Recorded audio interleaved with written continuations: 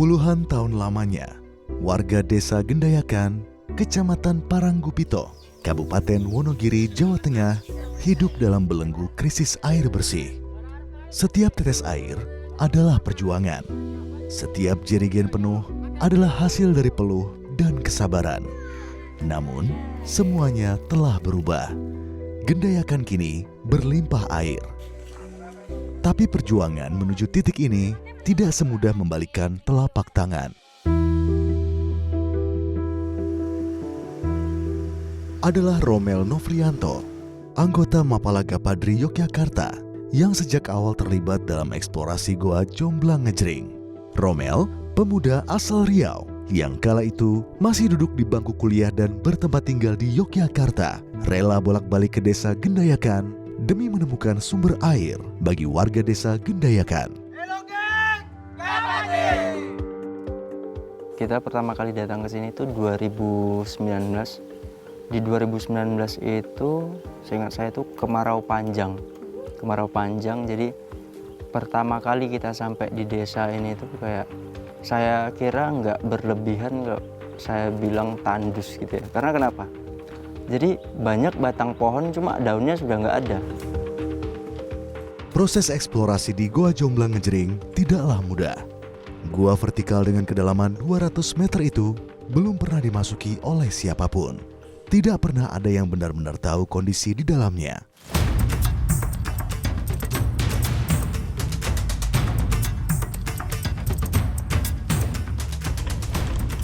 Sip. Tambah dikit kepelanan. Ya. Cepat lagi guys. Di dalamnya. Oke, stop.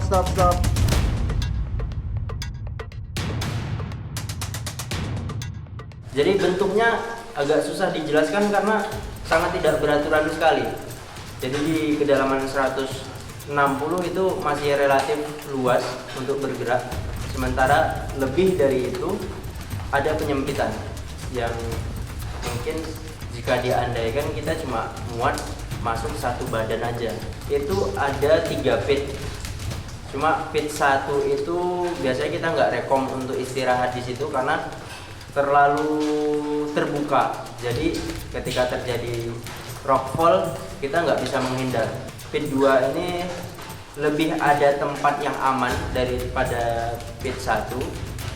Lalu ada pit 3 di 160-an meter itu cukup luas, bisa untuk istirahat. Setelah pit 3 udah nggak ada pit lagi. Oke, boleh.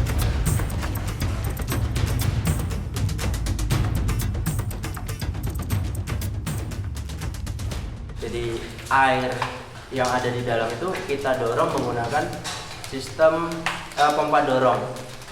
Jadi pompanya ada di bawah, didorong ke atas. Jadi bukan airnya tidak dihisap, airnya didorong. Sampel air dari Goa Jomblang Ngejring sebelumnya telah diuji di laboratorium. Hasilnya, air layak konsumsi. Jika dilihat dengan kasat mata, itu air ini sangat jernih sekali.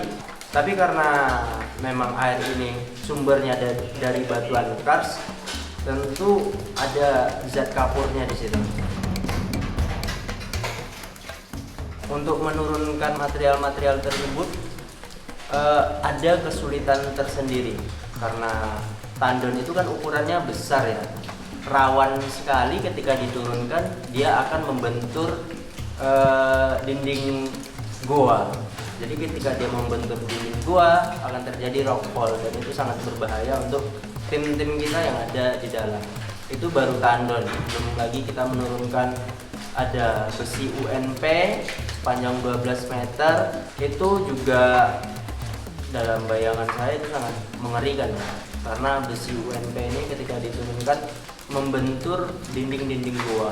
Jadi cukup sulit tentunya, tidak hanya menurunkan material, bahkan ketika kita turun sendiri membawa badan kita itu sudah cukup sulit, apalagi ketika kita turun bersama material-material. Mulut Gua Jomblang yang berada di lereng bukit juga rawan dijatuhi bebatuan. Mapala Gapadri ITNY bersama Bakti Sosial Jarum Foundation merancang perlindungan di mulut gua dengan memasang jaring baja untuk menghindari kerusakan jaringan perpipaan akibat reruntuhan.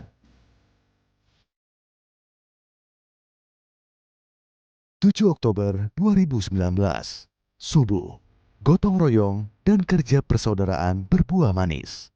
Air dari dasar Gua Jomblang Ngejering berhasil naik ke permukaan. Untuk pertama kalinya, air bersih mengalir ke Desa Gendayakan. Tangis bahagia pecah.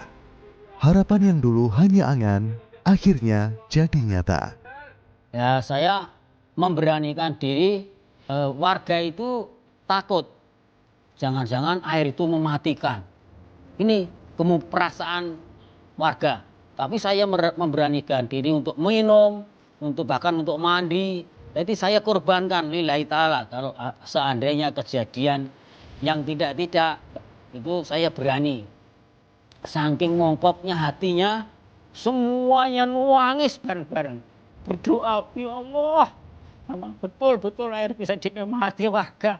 Bahkan saya sendiri sampai sekarang, kalau ingat perjuangan anak-anak, Masya Allah, luar biasa. Ya, yang pertama bersyukur, bahagia. Kita tidak mengira bahwa di Jomblang itu ada air. Di kedalaman 200 meter ada sungai bawah tanah itu. Selama kami hidup di Desa Gendayakan belum pernah mengira atau bermimpi bahwa Desa Gendayakan dari bumi kita keluar air bersih, air baku untuk minum itu dari kedalaman 200 meter. Karena daerah kita itu daerah kawasan, bukan kawasan khas, sehingga di sini diprediksi tidak ada sumber mata air.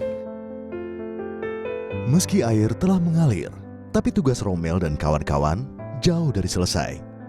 Jadi 1 bulan tuh bisa 2 kali di sini. Padahal untuk maintenance itu kita harus datang dengan banyak alat, terus SDM-nya harus cukup, terus waktunya juga nggak bisa 1 hari jadi itu nggak bisa.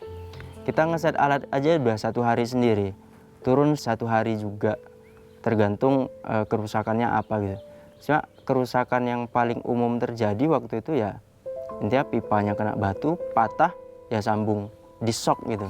Jadi sebenarnya pengerjaannya itu cukup mudah, cuma medannya yang membuat itu tuh semua tuh jadi sulit gitu. Bertepatan dengan mengalirnya air ke Desa Gendayakan, Romel, sang pemuda perantau asal Riau, sudah dianggap seperti keluarga sendiri oleh warga desa, pun lulus kuliah. Seluruh biaya bolak-balik ke desa, ia biayai sendiri. Kadang, saat tidak punya uang, Romel dan belasan anggota Mapala lain bergantian ke desa.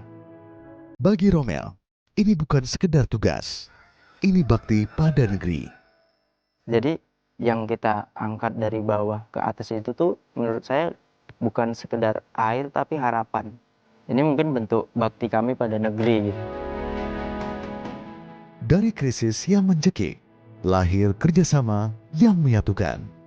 Dari goa gelap yang tersembunyi, kini mengalir harapan yang tak pernah berhenti. Kalau waktu itu sebelum ada air Jomblang ini, saya kan panennya paling enggak itu 6 bulan 7 bulan baru panen. Karena apa? Airnya kan kurang apa ya? Enggak ganti-ganti lah.